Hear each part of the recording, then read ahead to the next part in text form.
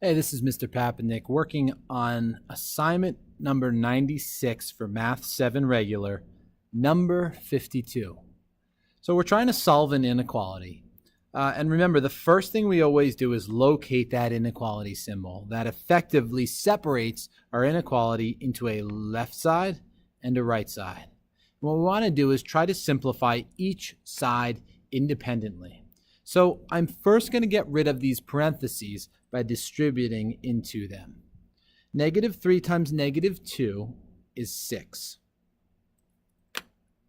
Negative 3 times x is negative 3x.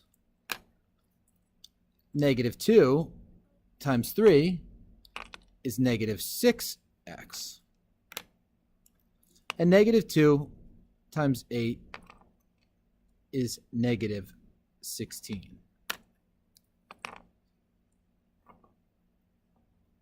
Of course, I write everything from the other side exactly as is. Now I'm going to continue to work on the left side until I have everything combined that can be combined. There are 1, 2, 3, 4 terms. Really, there are 2 pairs of like terms. Negative 3x and negative 6x are like terms. They can be combined to negative 9x. Negative 16 and 6 are also like terms. They can be combined to negative 10. I've now finished simplifying the left side. So I'm going to look over here at the right side. And I notice I have 1, 2, 3 terms.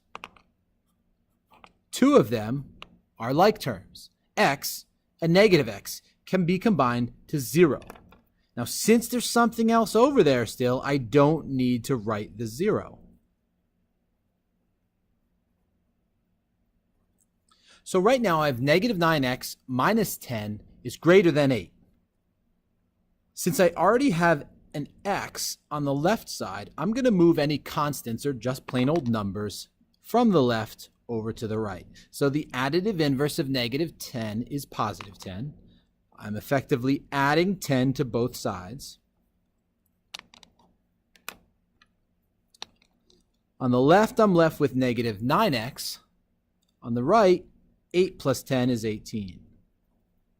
Now my final step, since I have negative 9 times x, or negative 9 groups of x, I need to divide that up by negative 9. Now remember, since I divided by a negative, that means I'm going to have to spin this inequality symbol around. So I'll have x is less than negative 9 goes into 18, negative 2 times. So my final answer is x is less than negative 2.